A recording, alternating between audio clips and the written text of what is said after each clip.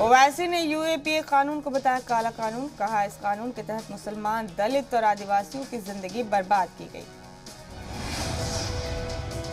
ओवैसी का संघ सरबराह मोहन भागवत पर निशाना। कहा, भगवान राम की पैदाइश निषाद परिवार में हुई या नहीं, डीएनए माहिर मोहन भागवत बताए। निषाद पार्टी के सदर संजय निषाद ने कहा, भगवान राम की पैदाइश निषाद परिवार में हुई, दशरथ के बेटे नहीं थे श्री राम। यूपी के प्रतापगढ़ में आईएएस राकेश शुक्ला के भाई का कत्ल, पैसों को लेकर तनाजे में पीट कर हुआ कत्ल, पुलिस ने मुलजिमीन को किया गिरफ्तार।